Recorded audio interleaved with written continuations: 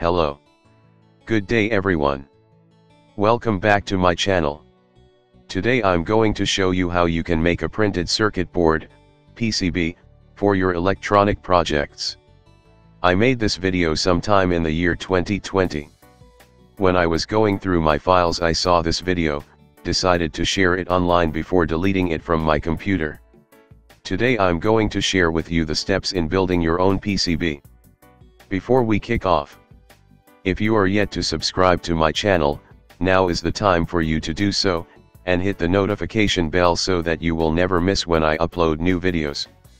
Steps in making your own PCB. Step 1. Make your design. There is so many PCB software, but I used Proteus Design Suite. So, after designing my circuit in Proteus. Step 2. Print it out and cut the required size. I printed it out using LaserJet printer and not a Deskjet printer.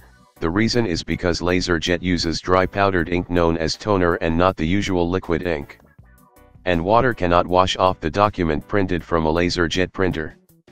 The paper I used is a transfer paper. You can buy it from www.aliexpress.com, or you can also use any laminated paper, magazines, and so on. Make sure to print on the laminated side. Step 3. Copper board. Get a plain copper board, cut the required size for the PCB, clean with sandpaper, then use isopropyl alcohol to remove all grease and dirt from the copper board. Step 4. Transfer the print out to the copper board. Since the paper is laminated, the best way to transfer the print is to use heat transfer. So, I used pressing iron to transfer the print to the copper board.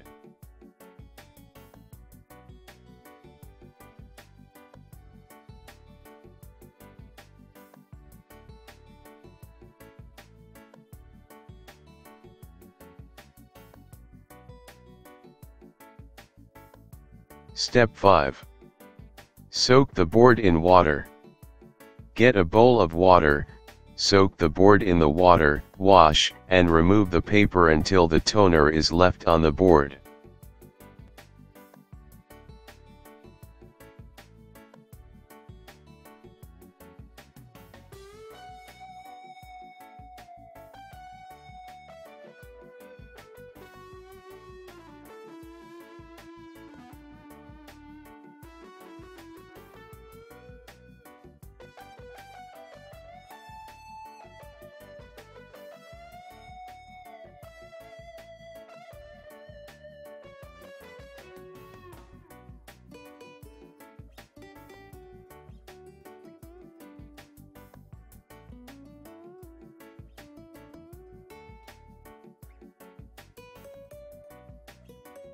Step 6. Etching.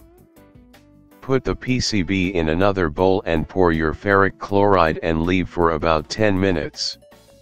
Since the toner is covering the part we need, the ferric chloride will eat away the lines or surfaces left unprotected in the board. Check properly to see if the etching process is done completely. Remove it from the ferric chloride and rinse it in water.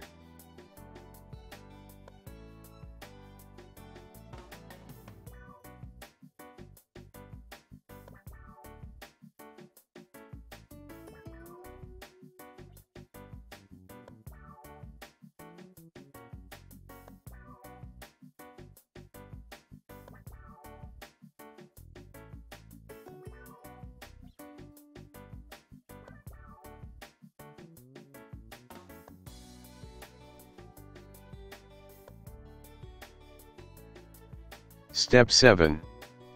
Clean with isopropyl alcohol. Remove from the water, wipe with dry cloth. Now, you can use either sandpaper or isopropyl alcohol to remove the remaining toner from the board. I'd recommend isopropyl alcohol because sandpaper will reduce the layer of the copper each time you use it.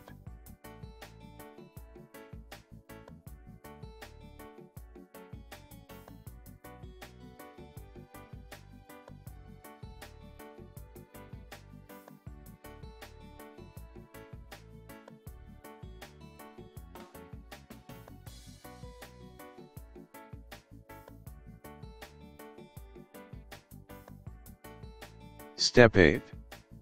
Drill the holes. The final step is to drill the holes.